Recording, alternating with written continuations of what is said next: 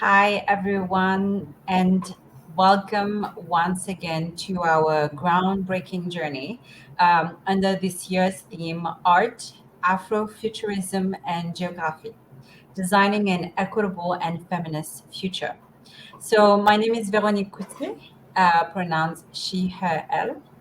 I am the founder and director of the Afrotech Fellowship Program, which is a proud sponsor of this series for Black History Month event. And I'm really thrilled to be here today as we embark on a journey through Afrofuturism data and the significance of celebrating exceptional ingenuity globally. Um, Before we get into our topic, if you haven't listened to any of our session yet this month, What is Black History Month series? It will be a series of weekly conversation with artists, geothinkers, and innovators. Our conversation will really focus on imagining and creating tangible pathways toward a world where equity, feminism, and Black prosperity are realities. That involves inviting people from across the community, but also allies to have really conversation um, on the topic and also to embark on this journey to explore, create, and lead the way to an equitable and feminist future.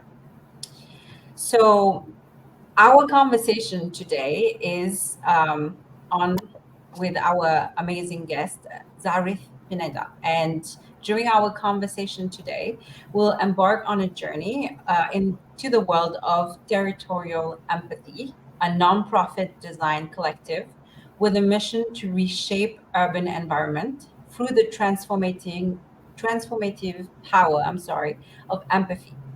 So during this session, we want to approach this conversation with the founder's perspective about the organization core values, its mission, and really their innovative approach to redefining spatial justice through an expansive understanding of territories.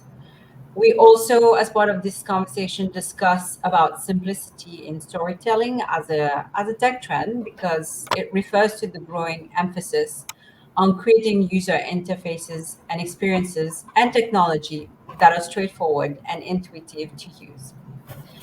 Our wonderful guest today is Zarith Pineda, and she's a Colombian American architectural and urban designer who specializes in promoting spatial justice in urban spaces. So in 2018, she founded a Territorial Empathy, a nonprofit organization focused on addressing urban issues that affect marginalized communities in a meaningful way. The organization's definition of territories, extend beyond conventional project boundaries. It encompassing network, climate data, and migrations. So really, territorial empathy aims to create innovative design that can bring about positive change in people's life and their community. So while doing this research to prep for this session, it was also, for me, Zarif embodies someone who rose from the community to do work for the community. And you can see that her lens is really promoting and discussing the lack of intersectionality and representation in design team and political operative responsible for designing the built environment. She was motivated in her journey to address that only 2% of architects and urbanists are women of color, which perpetuate racist and inequitable planning policies. She's a wonderful public speaker. I've had the opportunities to discover her work in the many days leading to this session. And I want to thank you so much for being here with us today, Zareth. Thank you so much, Vero, and thank you, North Star and Afrotech, for setting this event up. I'm so honored to be here today. Sorry, I didn't mean to interrupt you. Go ahead. No, go ahead. I was just saying that obviously I am not Black. And I am extremely honored to be here today. Um, as an ally during Black History Month, I identify as Indigenous Latinx. I'm a Latina Colombian and identify as she, her, hers. Thank you so much for allowing me into your space today. I'm so honored to be here. I think the pleasure is shared, and we are really deeply appreciative of the work you do and of you being here and giving the time to do this out of your day. It's not taken for granted at all. And as we get started with this conversation, um, I must say, when I research your work, there's a lot of things that struck me. You know, people come in with a technical background. In this case, yours is centered around architecture and urban design and data. But there's a strong component that comes up a lot as you talk is impact, but also community and human-centered design as you're talking, which are not things that are always default in technical training and data training. And I want you to elaborate on, as part of, with that lens, kind of share a bit about how that contributed to Territorial's Empathy's mission and how the organization believes that empathy can bring positive change in urban environments. Wow, that's a big question. That's a big question because I think we've removed ourselves from our bodies, from our minds. I think through so many different ways, through so many oppressions, colonialism, racism, all the isms. But then I think also since the end of the Renaissance in the Western perspective, this idea that everything needs to be provable for it to be right. And of course, I think that's important in sciences. I think it's important in so many different ways. I'm not saying don't go to the doctor, but I'm saying that we've erased this intuitive nature that we have as human beings of listening to our gut. And sometimes the way that I approach my work is that very antithetical to design thinking when I was taught in architectural school, or urban design, or being in these spaces of privilege where the professors or the educators or these people were telling me certain things that wasn't the experience of myself as an immigrant in an inner city. That wasn't my experience in any of these different places. And so at first I went down this data approach by saying, all right, I have these theories. I'll go see if there's data to support these theories, and then maybe I can make my case. And that started very early on while I was in school. And then when I would do this research, I'd figure out if there was data. There was very little data, and I understood that you can lie with information. I didn't know that at the time. I just thought that any report or anything was like, all right, well, there's these intelligent people at these think tanks, and they, of course, have the public's interest in mind. And why would we be deceived in any way? Of course, that is now different. But I think this importance of storytelling and how that connects to data is really important. But I think it really is about the story we're trying to tell. And part of that community engagement work, sometimes I have these hypotheses, but most of the time I don't. But I do know who does have them, and it's the people that live in these communities. There's no better experts in a community than the people that live there. There's no foreign architect, and I kind of hate this thing that's happening around the world. They get these architects from the best schools and these universities in New York, and they're doing skyscrapers in the desert, which there's no need for them to do. So it's just this idea that we can't trust our inherent knowledge. And essentially what I'm doing in data and design as a tool is trying to deconstruct this idea of you don't know, but it's let's listen to what you know. Let's figure out how these tools can help us tell your story, which is our story, because every oppression is connected. There is so much intersectionality in oppression that these conversations need to be intersectional. So it's about creating the space for people to come to the table so they can have meaningful reflections and discussions.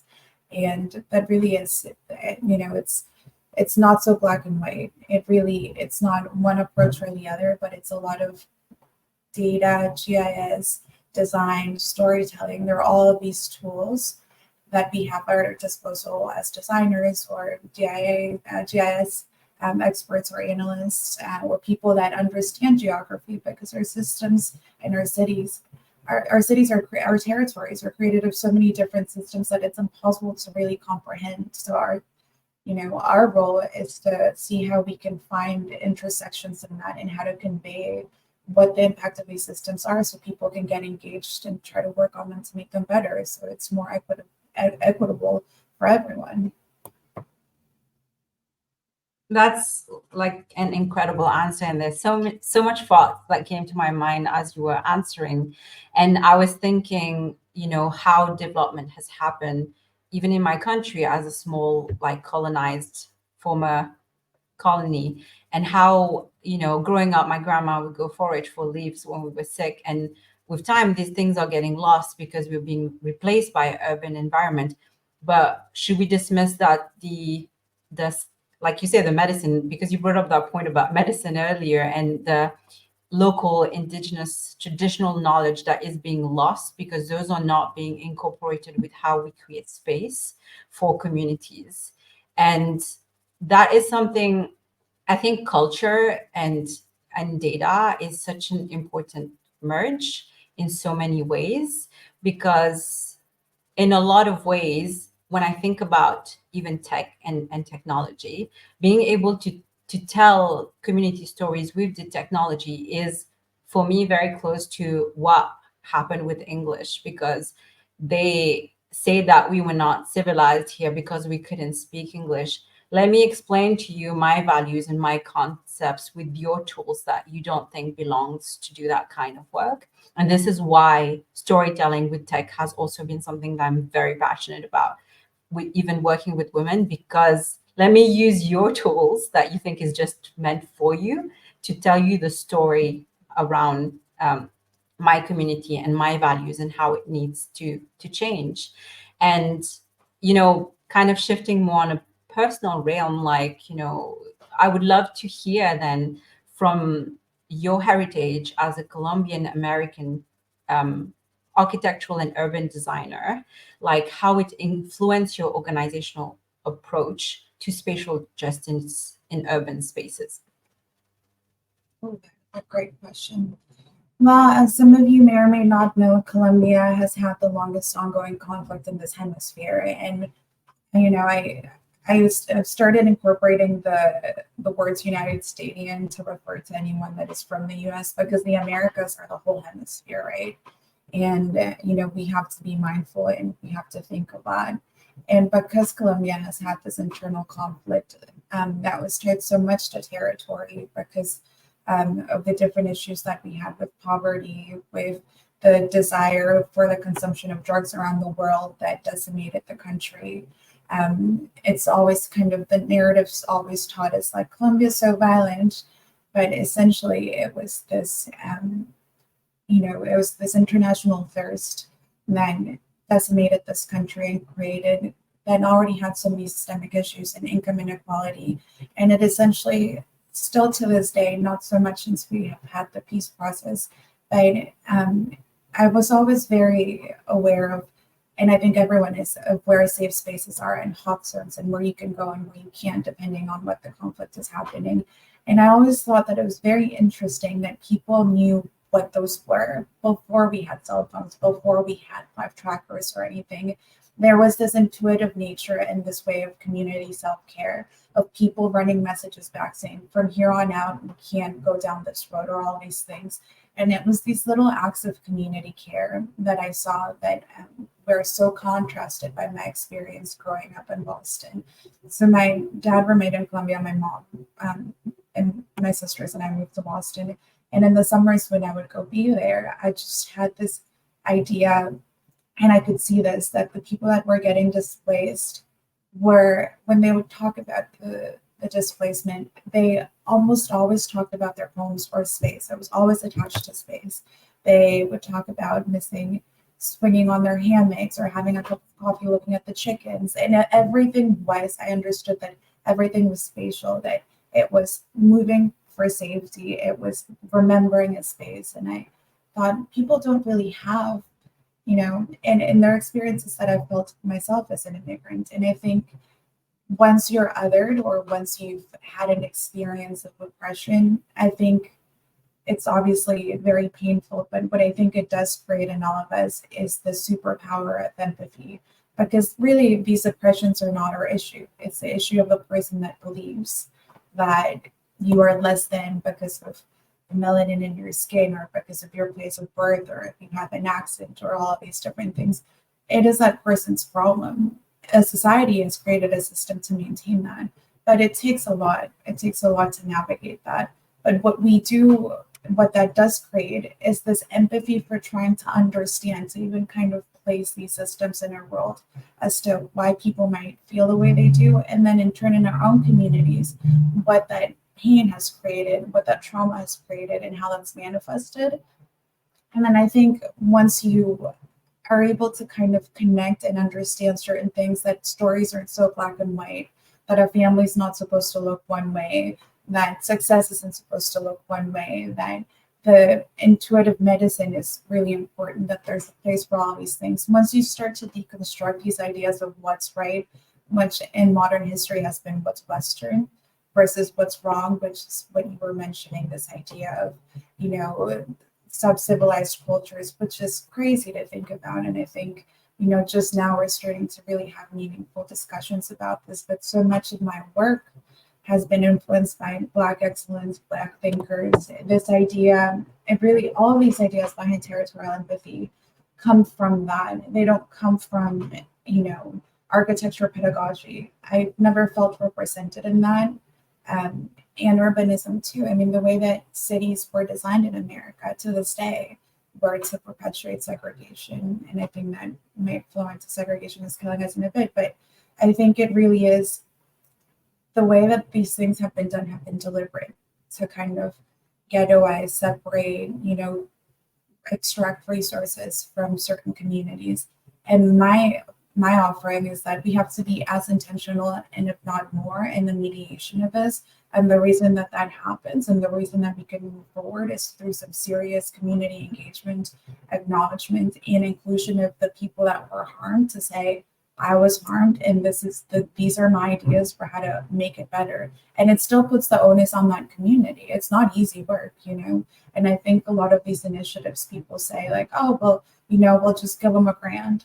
But it's painful work. It's having difficult conversations. It's making sure that someone has childcare, has translation services, that there's food in an event, that we can make sure that they can get to and from, that they're being remunerated for their time. Because if we're thinking of them as experts, then we really have to think of them as experts. It's anyone else that gets flown around the world for a fancy lecture, these are also experts and we have to treat them as such. And the big challenge around that is the lack of recognition for the emotional labor that it takes for people to come and show up and share difficult lived experiences about their space, because it's often very private, qualitative experience that we can't just treat it as it's a stats or it's a data. It's someone needs a safe space to come and share their lived experience about why they don't feel a sense of belonging or even feel unsafe to go in a neighborhood or in a space. And not to mention the own like prejudice that might divide communities, like that might create division between communities, even communities that have been marginalized.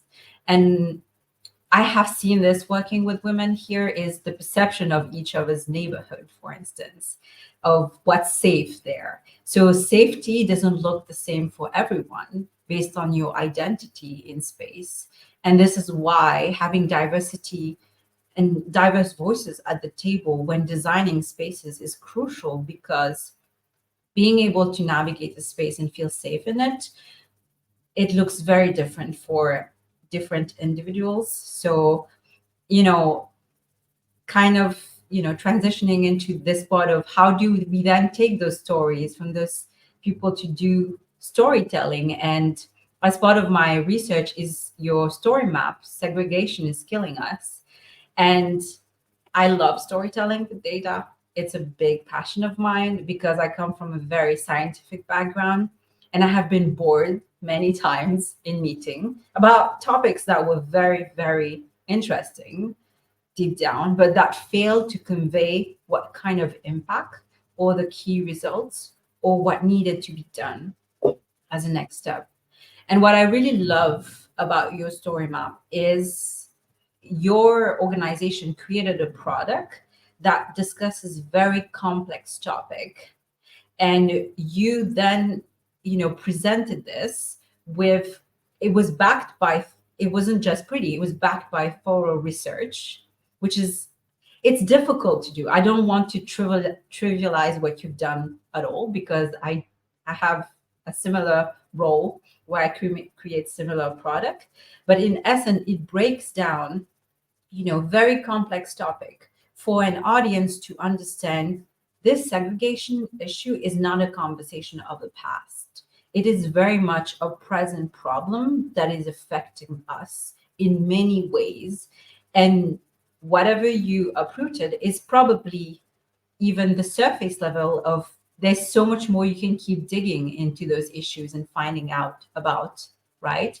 So kind of going into that, I want to know like the inspiration for what inspired you to go into the art of storytelling, because you are an architect, and in a way a building tells a story as well. A design must tell a story, but data storytelling in itself is another form of specialization and another form of communication.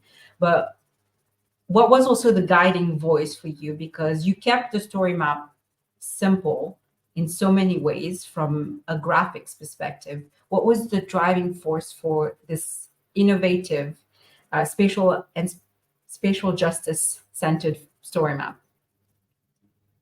That is a great question. So, for those who might not have had a chance to see Segregation is Killing Us, Segregation is Killing Us is a research project that we conducted that resulted in a story map and a policy proposal right as the pandemic started. So, I'm based in New York and Brooklyn and New York City. From doing equity work in the past, I know, because I've worked in integration issues, because New York City has one of the most segregated public districts in the whole United States. And it's something that you wouldn't conceive. It's the most diverse city in the world, but we have the most segregated public education system. Like, just even saying that is pretty remarkable. 70% of students in the public school district are free and reduced lunch students, which means that that is a poverty metric. It's students that can't afford to pay for lunch, so the school provides it for them. So thinking about it, the most expensive city in the world, but also the most diverse, in a city that has the resources that New York does, that of course is an abomination. And because as Vero, I'm also very data science oriented, very GIS oriented. Early in the pandemic, everyone was just thinking, oh, this is just going to be a little bit, it's going to be a little bit, it's going to be a little bit.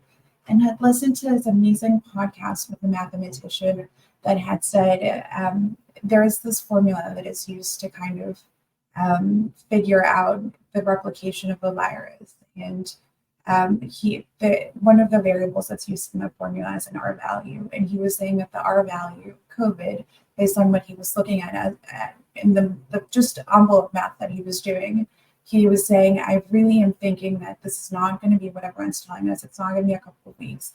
It's going to be months. And he said, I think schools are going to need to be shut down.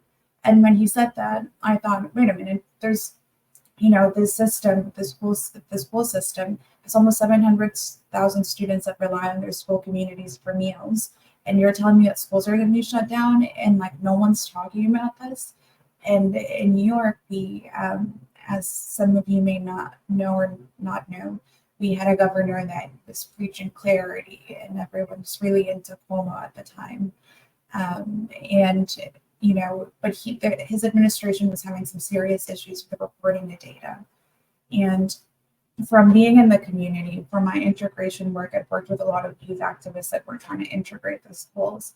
And what they were telling me is, look, they're sending us home with no tablets, nothing. Our family can't afford the internet. Or if we have one computer at home and there's 3 kids, we're fighting it out for who gets to go to school that day. In the wealthiest city in the world, where parents that were giving their kids their phone to log in remotely. So I was thinking about all of this, and because so many of these students come from under-resourced communities and schools, they were talking about all these, systemic issues, like we literally cannot connect to the internet, or we do not have access to healthcare, or we can't afford to socially distance because there's 10 of us in a one-bedroom apartment in Queens, and what are we going to do? So we started saying, like, all right, well, let's map how this pandemic is unfolding, and we're going to map everything by race, and we're going to map it over time, and we're going to see where things are happening. And no one was doing that at the time. And when we started doing that, what we realized, and through, I'm just shortening the story, through this research, that communities that were doing the worst were communities of color. They were impoverished communities, but they were communities, the map was almost the same as the redlining map, the home ownership map of the 50s. In the US, we had this crisis called redlining for this policy, not a crisis. It resulted in a crisis where the homeowners association would create these maps. It's the HOLC that would essentially divide cities into different grades, like A, B, C, D, A being the best, B being uninhabitable. And so C and D were usually communities of color, Latino, Black communities, and A were mostly white people, and there were nice parks around, etc. So that same map from the 1950s was the map so many years later that was showing the worst cases of COVID. So what we were saying was like, look, these people don't have a chance, and it's systemic. Like, you can't separate these decisions of the past from the future. Like, the reason that these communities were ghettoized is because they were least desirable areas, and what went in there, manufacturing. And so these communities have asthma rates that are 4 times higher than neighboring communities where it's mostly white, affluent people. And when you have a respiratory illness and you have a pre-existing condition, that makes your morbidity significantly higher. So we're trying to connect all of these dots, but instead of just doing reports or data that were inaccessible to people, what we did is, how do we break down the story? And in the story map, if you look at it, there's an intersection that basically sets up the series of issues. Then there's a section that's showing what is actually happening with the pandemic. And then lastly, there's a policy proposal.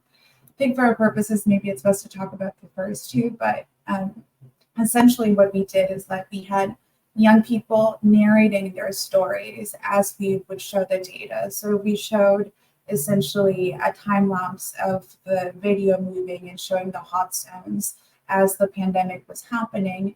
We had kids from that community sharing their stories. And one of the things that is so powerful about that specifically is that these kids are amazing. It's an organization called Integrate NYC. I urge you to look into it, and they do phenomenal activism and policy work. But there's nothing, I just believe that the children are such truth tellers, and they're so fearless, and you can hear that voice in the videos. And I think that is what makes it engaging. We also have one that, it's really hard for people. If we're talking about literacy, we also have to talk about digital literacy. It's hard for people to read maps. It's hard for people to read a graph. It's hard for people to engage with data. So we really did something super simple. It's the first video that you see when you get on the site. It really has, basically says if New York was 30 people and there's just 30 people that look like all types of New Yorkers, and then the people start getting removed, this percentage of people would have contracted this disease. And so you just see the people going away and you're like, oh, that's a lot. It's this visual, very simple way. We're not saying 30% or 32, blah, blah. It's just, this is the issue, the way that you feel it. We're validating it. It's true. This is what it looks like in this form. And now let's get into it. Let's really talk about this. And one of the things that we did is that we set up, I think one of the things about having a nonprofit organization, and the fact that we're talking about business models, but the fact that we don't have, an engine that is pulled into stakeholders financially, is really flexible because it allows people to kind of trust you a little bit faster when it comes to certain asks. One of the asks that we had for Segregation is Killing Us is this telecom subsidiary out of Germany had been doing a lot of, all of our data on our cell phones is tracked and it's sold for data and it's sold to sell us things. And this company that did this specifically had just decided to do something that was a little bit nice and look at, how people are moving in the city and going to either stay home and isolate or what the movements were. And there were some really interesting movements. And I saw an article about their findings in the New York Times. So I just decided let's reach out to these people and see, if they'll give us the data and if we can take a look at it. And I still can't believe that they did it to this day. But essentially we had like the data of like movements of a whole city during the pandemic. And that's, I think, the third video on Segregation is Killing Us. But what we found was incredible, which was that mostly like rich white people were the ones that were spreading COVID, going to second homes or third homes. It was kind of this disease colonization that was happening. They were going to the Hamptons, they were going to Hawaii, they were going to Puerto Rico. And essentially, while all these people didn't have the ability to socially distance, these people to get away from the city were in fact, doing what they weren't supposed to, not caring about anyone else and bringing the disease to really impoverished towns. And so we actually have an animation of that and we're able to compare that. And we have different animations that come up that say the median rent of the neighborhoods that were vacant. And it really starts telling a story, which then leads into a policy that you can't paint kids with the same brush, that the kids that were going through the pandemic difficulties and the kids that were maybe hanging out in Hawaii doing remote school had different situations going on. And so what we decided is that through talking with the students set up a list of indicators that they thought were essentially, oppressions that they had to navigate that maybe other children didn't. And we created a composite score that was essentially around the city. We broke it down to the census tract, and then we looked at all these different things. We looked at English fluency. We looked at health insurance. We looked at internet connectivity. And essentially what we proposed was that instead of using metrics like test scores and attendance to get into different schools or to, because in New York, it's crazy if you don't know, but you have to apply to go to middle school and then you have to apply to go to high school. And these are for public schools. And the reason that our system's so segregated is that these schools to segregate essentially will use test scores, recommendations, auditions when you're going in from elementary to middle school sometimes, which is crazy. Because like, how can you even know? Like, how do you have a portfolio to go to middle school? It's separating kids from when they're really young and creating these pipelines to access. And then the opposite. So what we were saying was, instead of using a portfolio or recommendations, let's use these community scores, because these kids can't even sit down to study until all of these needs are met. And they were metrics that were created from stories that the students told. So we had the technical tools to look at the data, to create these composite scores, to look at all these different things, to visualize. But it was really the students saying, like, this happened to my friend, this is happening to me at home, I can't do this, I can't do that. And we created this policy, and the policy actually was modeled by MIT, and it was proven to be really equitable. And it was supposed to be piloted in 2 high schools, and it still may happen, but then we had a change in administration in New York, has mayoral control of schools, and the new mayor is pro-charter schools and against public schools, which is a whole nother thing. But he essentially, that new administration canceled the policy rolled out for these 2 schools. That would have been really transformative, because it would have been one of the first times that we look at the circumstances around the community that affect a child, instead of putting the onus on that specific child to just, rise above all these, adversities, which I have always thought is ridiculous.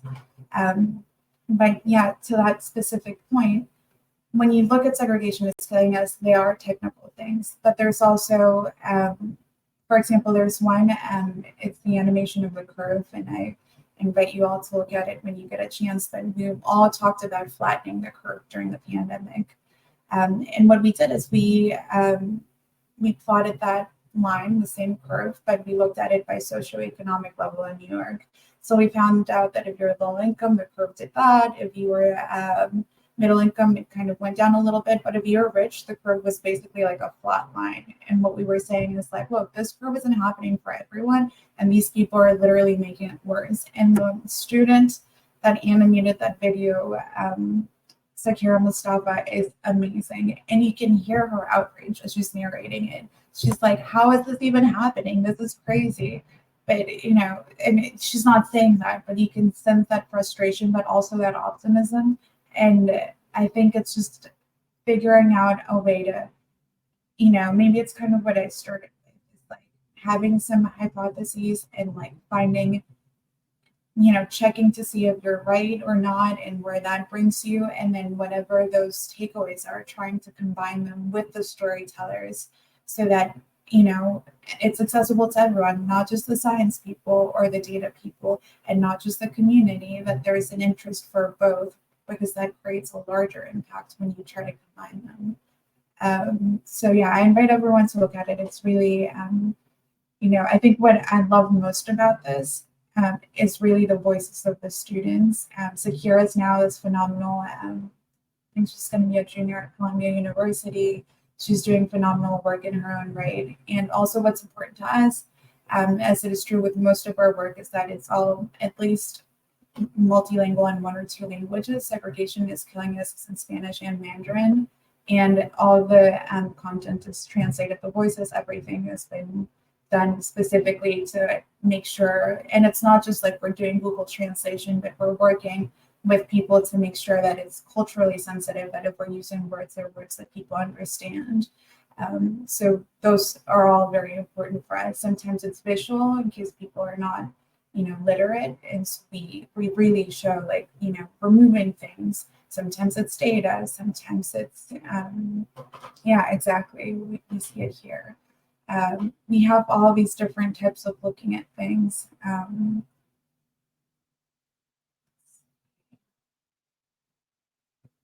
This, yeah, this is looking at deaths by race, but maybe we can go up to the first video, and we don't have to play it. But maybe we can mute it and just have it go by, but it's, yeah, that first video right under. The one with the 3 bars? Yeah, just below. Yes. Yeah, just right below. Just a little bit below. A Yeah, bit more. a little Yeah. bit below Yeah, there. this one. Yes. Perfect. So you could, you know, it's just a little thing. It's only 40 seconds, but it tells you a story. This is the one that I was referring to, that people start getting removed as we're telling the story of what's been happening. And so talking about people of color, talking about all these different circumstances of, this is how, it's also an easier way to visualize what our community looks like if we, instead of looking at the whole issue, we just take it down into a smaller piece. It is an extremely powerful story map also, and I think stories from this community perspective about New York is not a dominant narrative.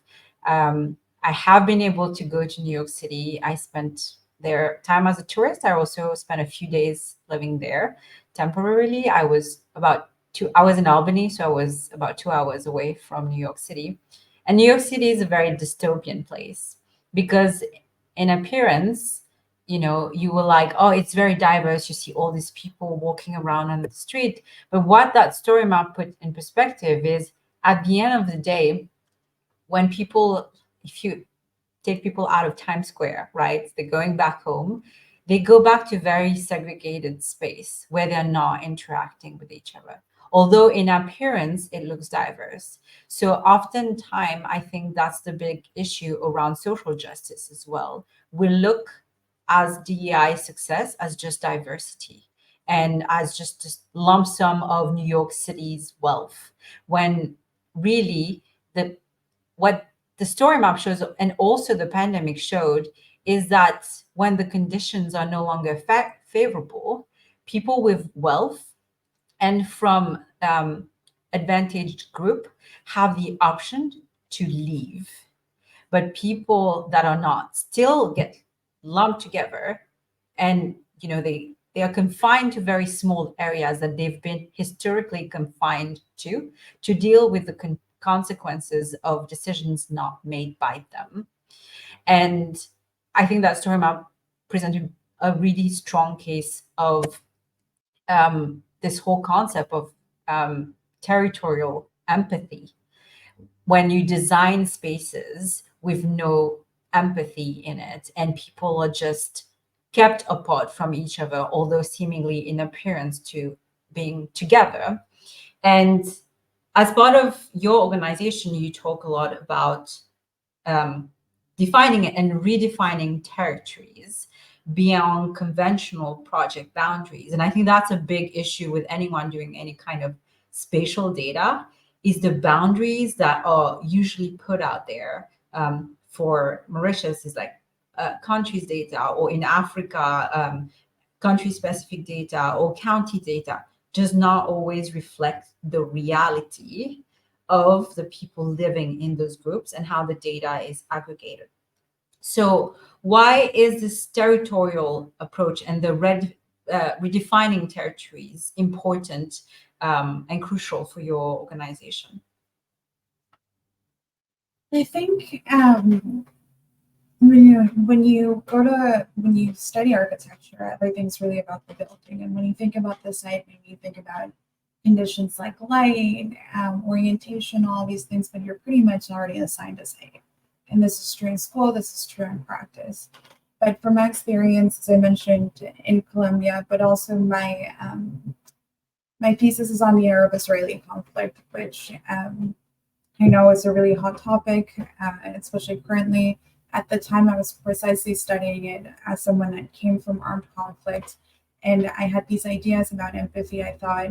And at the time, Colombia had started to go through the peace process. I thought, where is there another place that territory and armed conflict is happening where I could engage?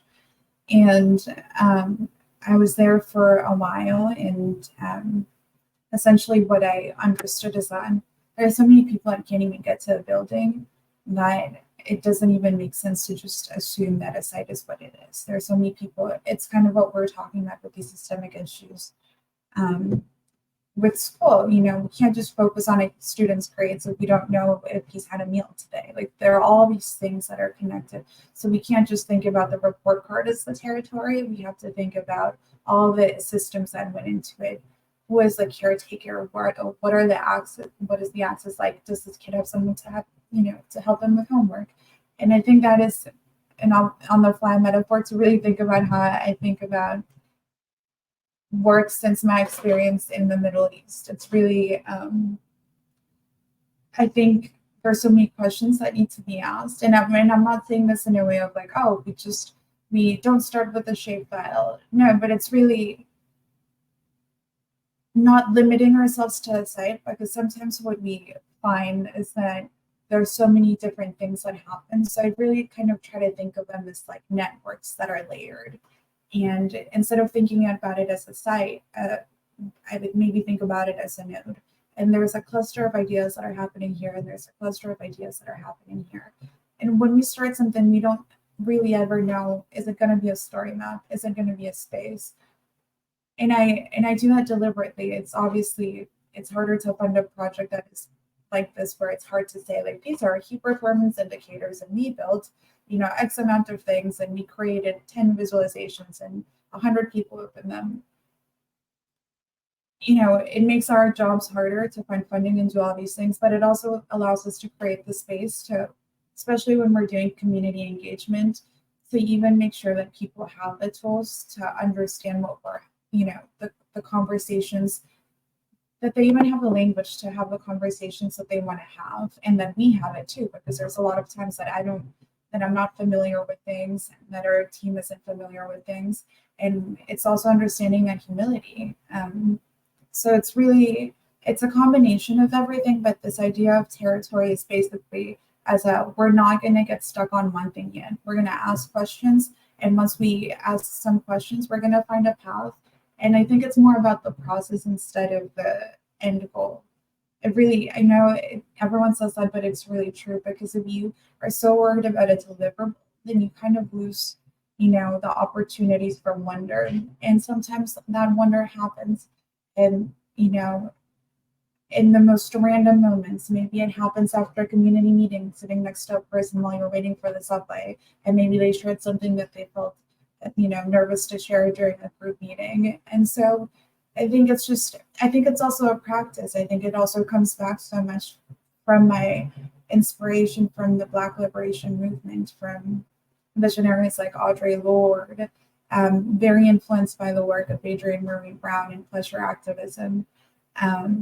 I think it's absolutely phenomenal, this idea that we make the revolution in all these systems, undeniably desirable, that we center ourselves in our pleasure, and that we are kind with ourselves too, as people that embark on this work, that we don't overtax ourselves, that we're not giving from an empty cup. And I think it really is all connected.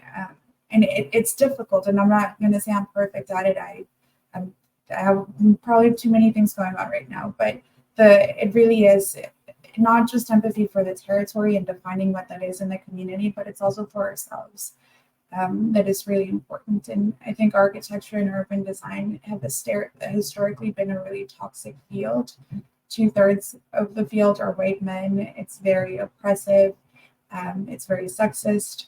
And so the only way that changes is by having practices that show the magic of the opposite, not necessarily, to prove anything wrong, but that there's so much value in just doing something different that isn't part of that Western canon, and that's fine too, and that can be great community and change and sustainability, and that is extremely powerful. And I just want everyone to try to connect with that and believe in that, because there's so much ancestral magic that is being forgotten, that is on us to rescue and to bring forward. Especially thinking about Afrofuturism, I think about Latinx futurism and the imaginaries of my indigenous past. Like, what would my ancestors think about the future, and what does that look like? It's all very connected. Thank you so much, Zarith. It's like really amazing, and I want to pass it to questions from the audience. If there's any questions, you can post it. Oh, we have a first question already. How do you see simplicity as innovation?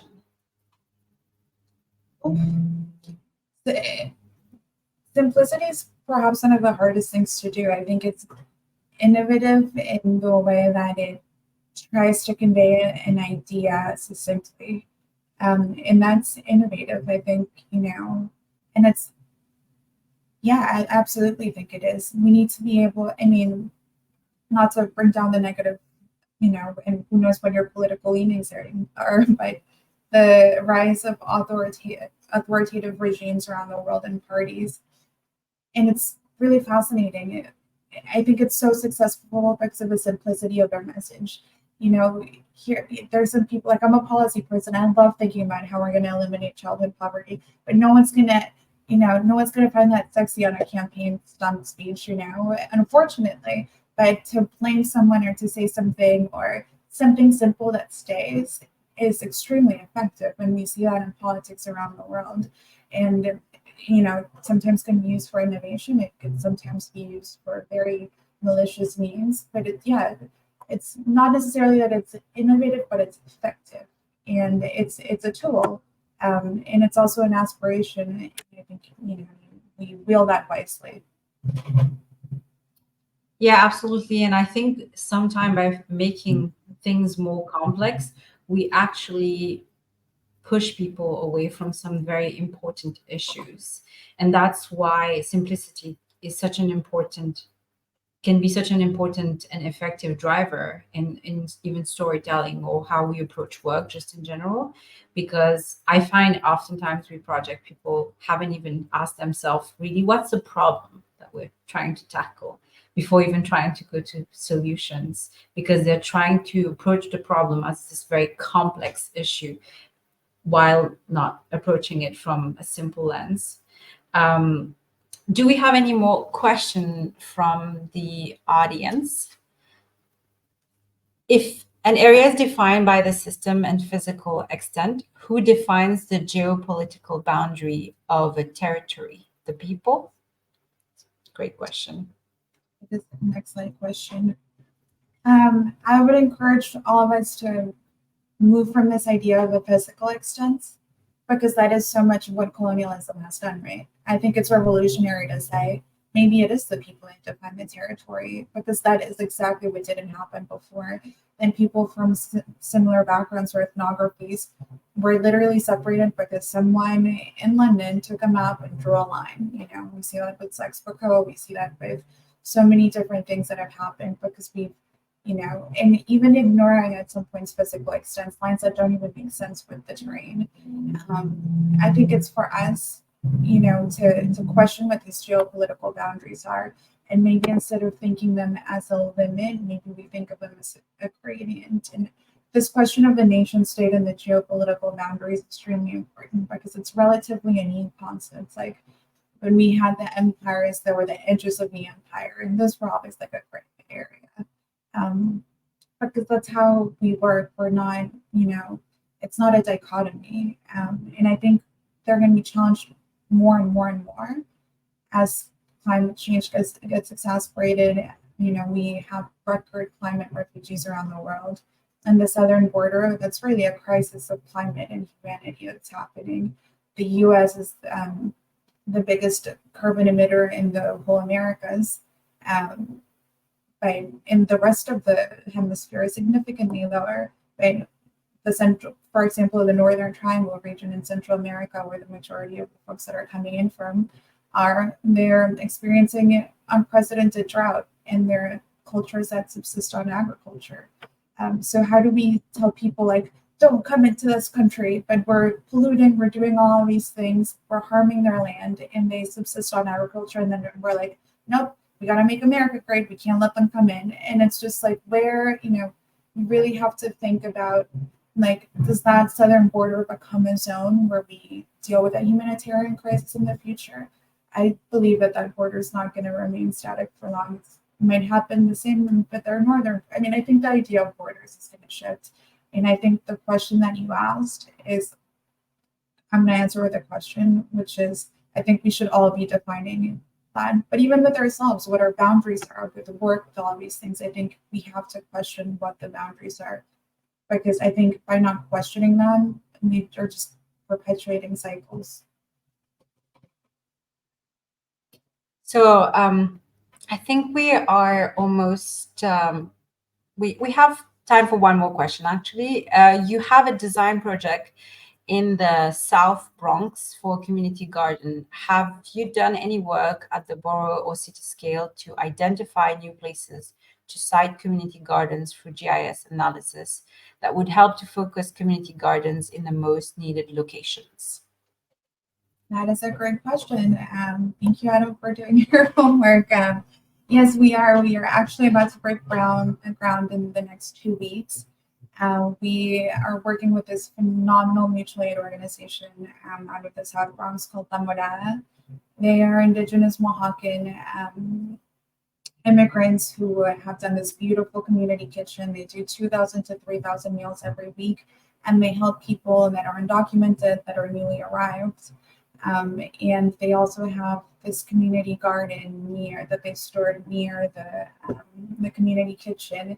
And we received a grant to create whatever project we wanted at Territorial Empathy. And we decided that we wanted to renovate the space, but not just, you know, make it a nice garden, but essentially what we've tried to do with the design is to turn it into a sanctuary for these people that work 1, 2, 3 informal jobs to be able to come into this medicinal garden where we're rescuing a lot of native species, where we're asking people about specifically what you were mentioning with your family.